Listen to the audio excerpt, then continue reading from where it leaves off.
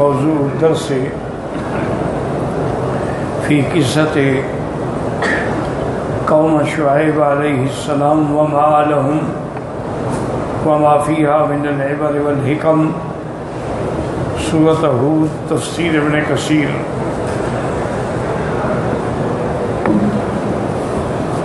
الحمد للہ رب العالمین، والصلاة والسلام علی اشرف الانبیاء وسید المرسلین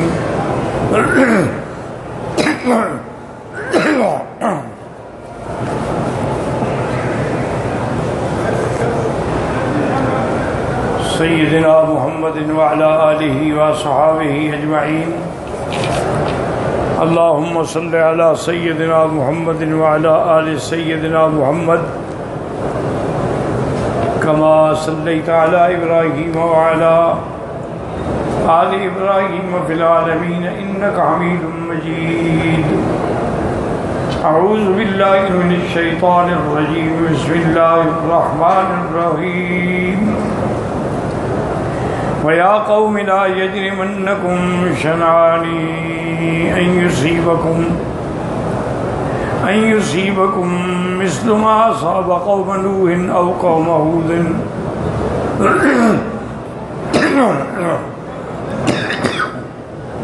أَوْ قَوْمَ صَالِحٍ وَمَا قَوْمُ لُوطٍ مِّنكُم بِبَعِيدٍ وَاسْتَغْفِرُوا رَبَّكُمْ ثُمَّ تُوبُوا إِلَيْهِ ان ربی رحیم ودود۔ قال المؤلف والمفسر رحمہ اللہ تعالی ادام النفع بعلومه وعلومكم في الدارين آمین الى ان قال یقول لهم ويا قوم لا يجرمنكم شقاقی ای لا يحملنكم عداوتی وبغضی علی الإصرار على ما انتم علیہ من الكفر والفساد۔ اللہ کے پیغمبر نے کہا کہ ظالمو، تم میری عداوت کی وجہ سے، میری دشمنی کی وجہ سے کفر پر نہ جمے رہو اور فساد پہ نہ جمے رہو۔ اگر تم نے فساد اور کفر نہ چھوڑا فَيُصِيبُكُم مِّثْلُ مَا أَصَابَ قَوْمَ نُوحٍ، پھر تم پر بھی اسی طرح کے عذاب آئیں گے جیسے قوم نوح پہ آیا، قوم ہود پہ آیا، قوم صالح پہ آیا، قوم لوط علیہ السلام پہ آیا، من النقمت والعذاب۔ اللہ تعالیٰ نے عذاب بھیج کے ان قوموں کو ہمیشہ کے لیے ہلاک کر دیا۔ اور یہ بھی یاد رکھو کہ وما قوم لوط منکم ببعید، قوم لوط کا قصہ کوئی اتنا پرانا نہیں ہے کہ تمہیں یاد نہ ہو۔ وَيَا قَوْمِ لَا يَجْرِمَنَّكُمْ شِقَاقِي أَيْ لَا يَحْمِلَنَّكُمْ فِرَاقِي۔ وقال صدی عداوتی، تم کو میری دشمنی اس بات پہ، میری دشمنی کی وجہ سے کفر پہ اڑے ہوئے ہو، الا ان تمادوا فی الضلال والکفر، کہ تم سرکشی میں، کفر میں اور فساد میں پڑے رہو۔ نتیجہ کیا ہوگا؟ فیصیبکم من العذاب ما اصابہم، تمہیں بھی وہ عذاب ہوگا جو پہلی قوموں کو عذاب ہوا ہے۔ وقال ابن ابی حاتم حدثنا ابن عوف الحمصی قال حدثنا ابو المغیرہ عبد القدوس بن الحجاج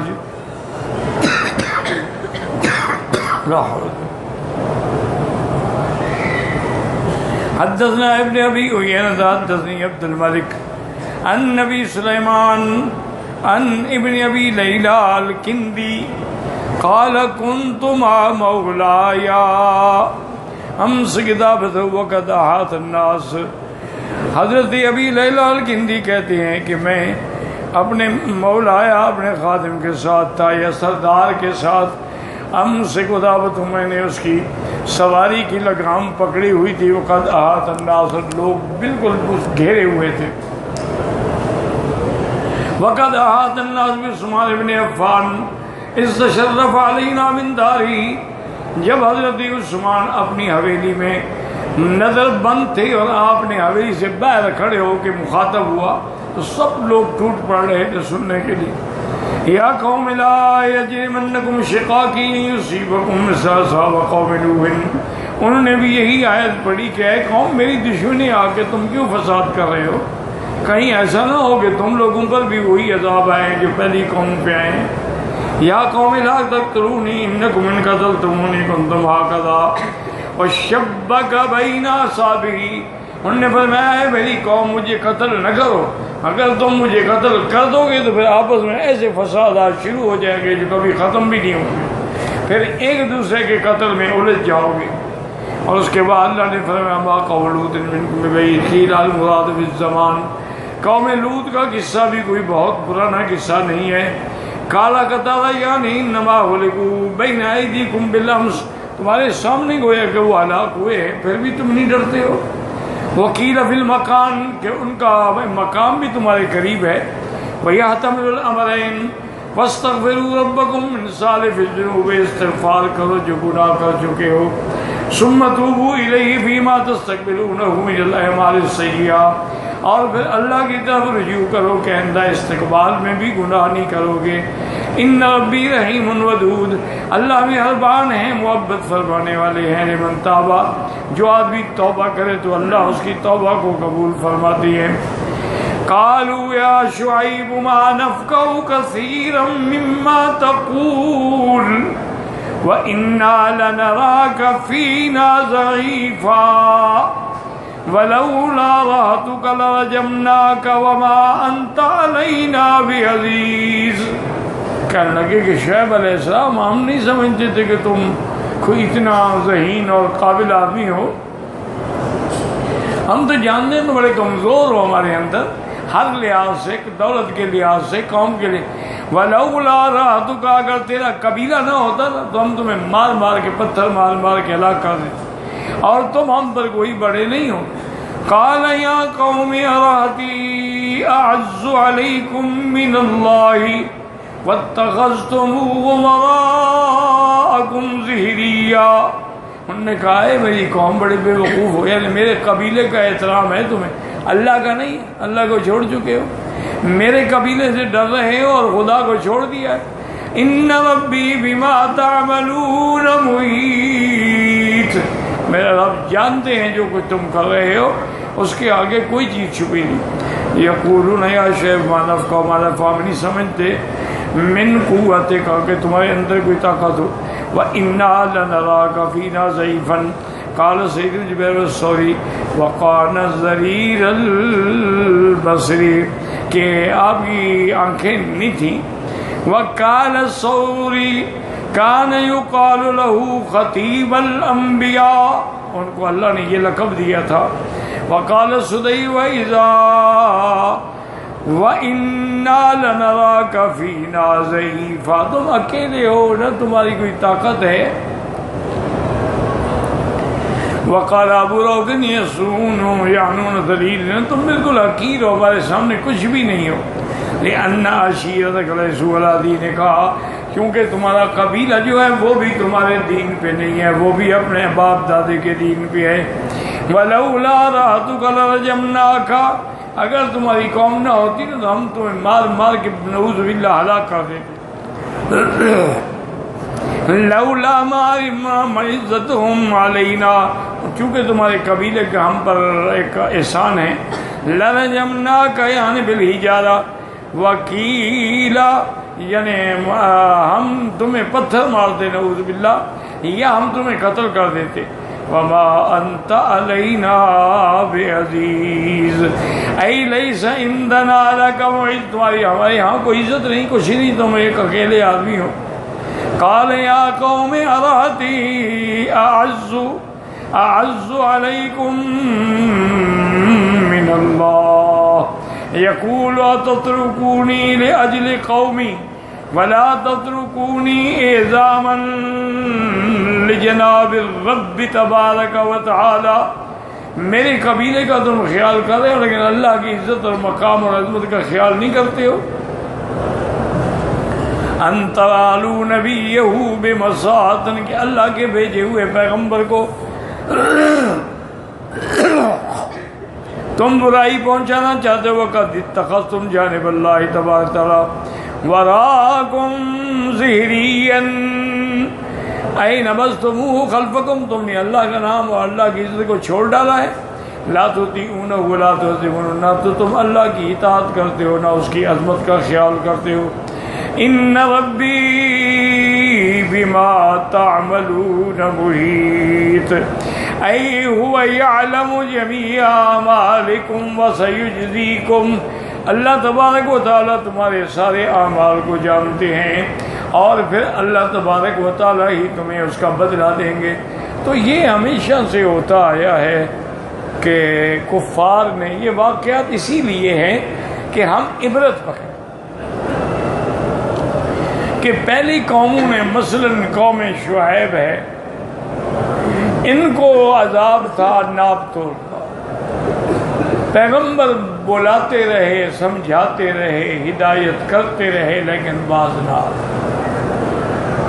اور پھر پیغمبروں کو نعوذ باللہ الٹا آگے دھمکاتے رہے کہ جی آپ کی ہمارے ہاں کیا عزت ہے، یہ تو تمہارے قبیلے کی وجہ سے ہم نے چھوڑا ہوا ہے، ورنہ تو ہم لگا جب نہ کا مانا تمہیں پتھر مارتے، مانا یہ ہے کہ مار ڈال۔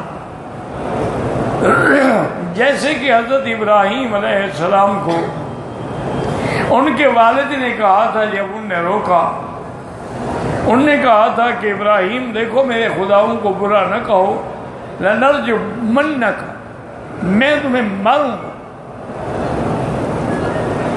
لیکن ابراہیم علیہ السلام خلیل اللہ ہیں، اللہ کے پیغمبر ہیں، انہوں نے کوئی ایسا جواب نہیں دیا جو والد کی شان کے خلاف۔ اس سے ہمیں سبق ملتا ہے کہ والدین کافر بھی ہوں تو ان کا احترام کرنا پڑے، چاہے وہ کافر ہیں۔ حضرت آقا انعامدار صلی اللہ علیہ وسلم کی زوجہ مطہرہ ام حبیبہ یہ ابو سفیان کی بیٹی ہے۔ ابو سفیان آئے مدینہ منورہ، چونکہ مکے میں قحط پڑ گئی تھی تو مکے والوں نے مجبور ہو کے ان سے کہا کہ مدینہ شریف جاؤ، ایک تو حضور پاک سے کہو کہ دعا کریں کہ ہم پر اللہ کا عذاب رفع ہو،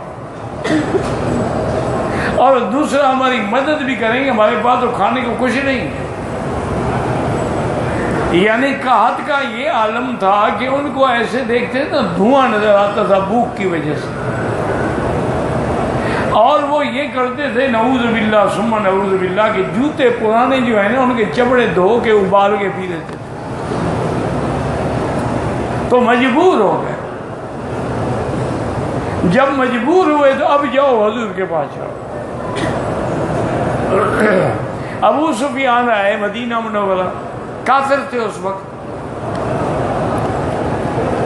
اور سیدھا اپنی بیٹی کے گھر گئے۔ وہاں جب گئے تو وہاں جو لکڑی کا تخت بچھا تھا، اس پہ جو بچھونا بچھا تھا، بستر بچھا ہوا تھا، بیوی صاحب نے جلدی جلدی اس کو لپیٹ دیا۔ تو کہنے لگا حبیبہ یہ کیا کر رہی ہو، اسی لیے لپیٹ رہی ہو کہ یہ میرے قابل نہیں ہے کہ پرانا سا ایک بستر پڑا ہوا ہے، تم میرے لیے کوئی اچھا بستر بچھانا چاہتی ہو؟ اور نے کہا نہیں ابا جان، یہ وہ بستر ہے، پرانا ہے یا نیا ہے، اس پہ میرا مدنی سوتا ہے، اس پر میں ایک کافر پلید کو کیسے بٹھاؤں؟ کافر تو مشرک پلید ہوتا ہے۔ میں آپ ٹھہرے جاتی ہوں حضور کی خدمت میں، اگر حضور پاک نے مجھے اجازت دی تو میں آپ کا احترام بھی کروں گی، کھانے کا انتظام بھی کروں گی، گھر میں ٹھہراؤں گی، اور اگر حضور نے اجازت دی بابا پھر تم میرے گھر نہیں رہ سکتے۔ کہنے لگے حبیبہ عجیب بات ہے کہ حضور سے شادی کرنے کے بعد تمہارے اخلاق بھی بدل گئے ہیں۔ اب ان کو پتہ نہیں تھا کہ اخلاق کی بات نہیں ہے تو ایمان کی بات ہے۔ تو بی بی ام حبیبہ حضور کی خدمت میں آئی اور کہا کہ جا ابی یا رسول اللہ، حضور میرا ابا آیا ہے، اور آپ جانتے ہیں کہ وہی آدمی ہے جس نے احد میں آپ کو شکست دی ہے، اور یہ وہی آدمی ہے جس کی جنگ کی وجہ سے سیدنا حمزہ شہید ہوئے، اور وہ مشرک بھی ہے، میرے گھر میں آیا، میرے لیے کیا حکم ہے؟ میں اکرمی ابا۔ میں کہا میں حبیبہ کیا کہہ رہی ہوں، جاؤ اپنے ابا کی احترام کرو، عزت کرو، کھلاؤ پلاؤ ٹھہراؤ، یہ تمہارا باپ ہے۔ تو اس لیے علماء نے کہا یاد رکھو کہ والدین چاہے گناہگار ہوں یا حتیٰ کہ کافر ہوں، اولاد کو ان کا احترام کرنا ہر حال میں لازم۔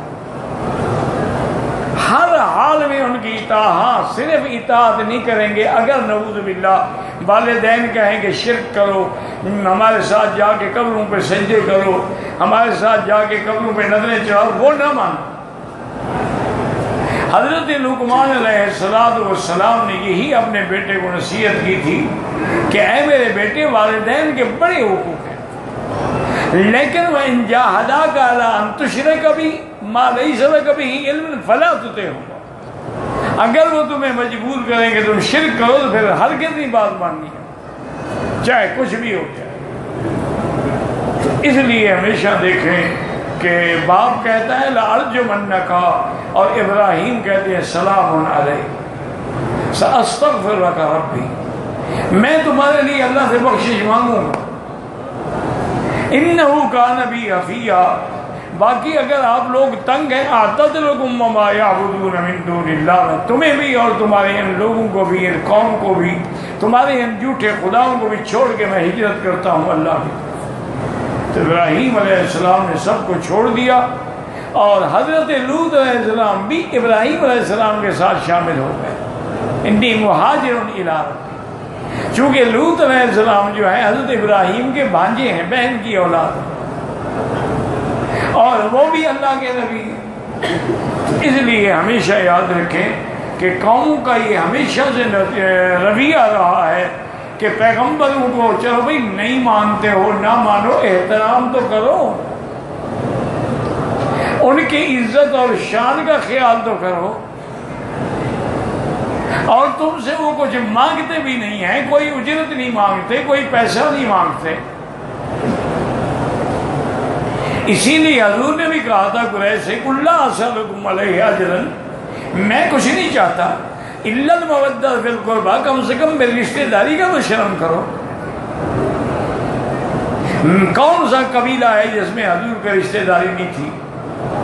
تو چلو بحیثیت ایک رشتہ دار کے لحاظ کر لو، لیکن اس قوم نے کوئی لحاظ نہ کیا، بلکہ حضور کی بیٹیوں کو نعوذ باللہ ثم نعوذ باللہ طلاقیں دی، اور حضور صلی اللہ علیہ وسلم کی شان میں گستاخیاں کی، اور حضور صلی اللہ علیہ وسلم کے راستوں پہ کانٹے بچھائے، حضور صلی اللہ علیہ وسلم کو جھوٹا کہا، کذاب کہا، مفتری کہا، اور بلکہ ابو لہب نے اپنے بیٹے سے کہا کہ جا کے اللہ کے نبی کو کہہ دو کہ تمہاری بیٹی کو میں نے طلاق دی ہے اور تھوک بھی دینا۔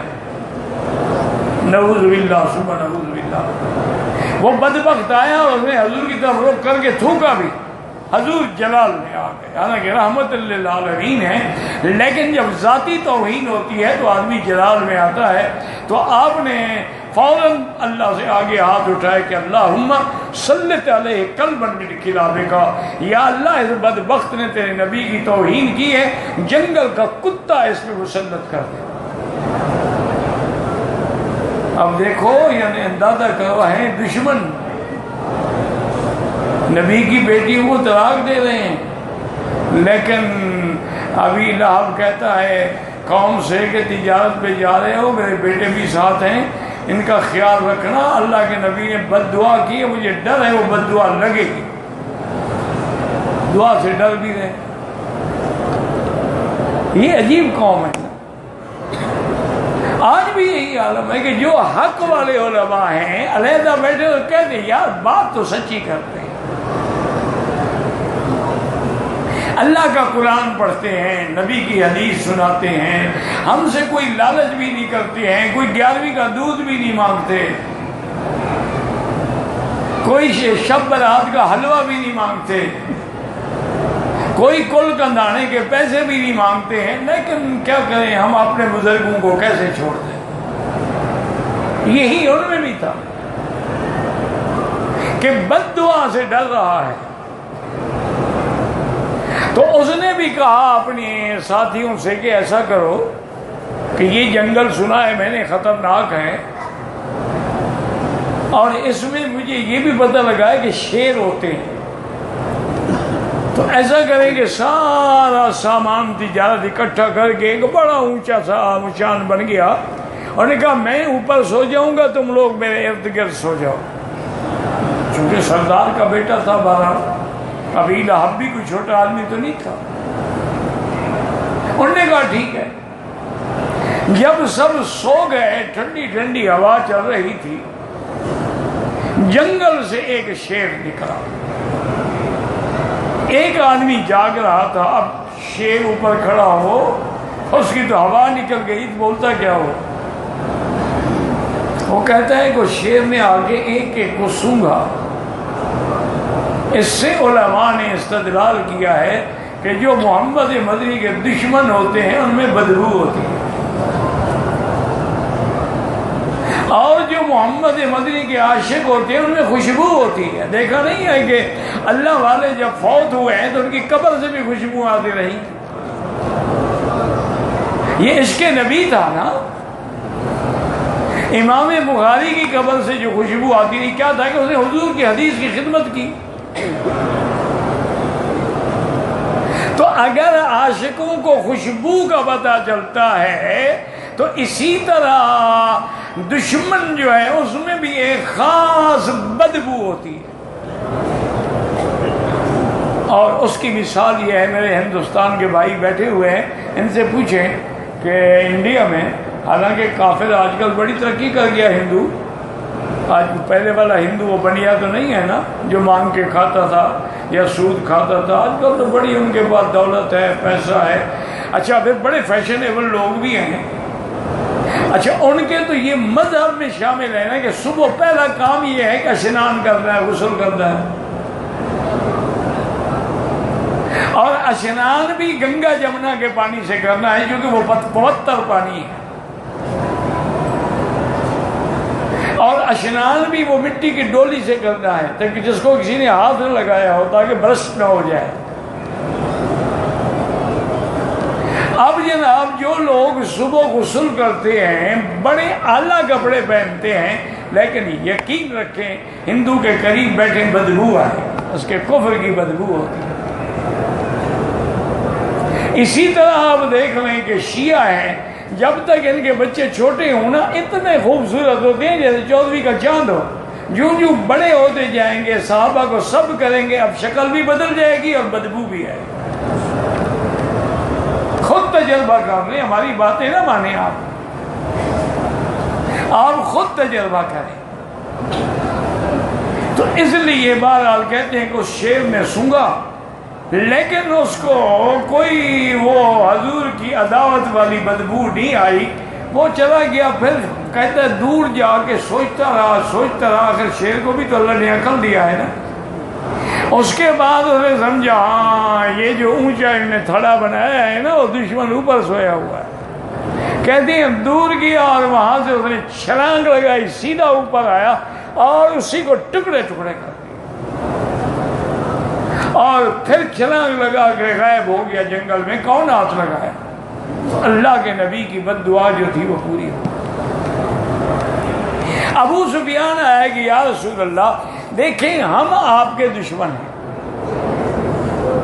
یہ بھی یاد رکھیں کہ ہم مشرک ہیں، آپ کے عقیدے کے مطابق کافر ہیں، بت پرست ہیں، آپ کے دین کو نہیں مانتے، آپ کے خدا کو نہیں مانتے ہیں، لیکن رشتہ دار تو ہیں،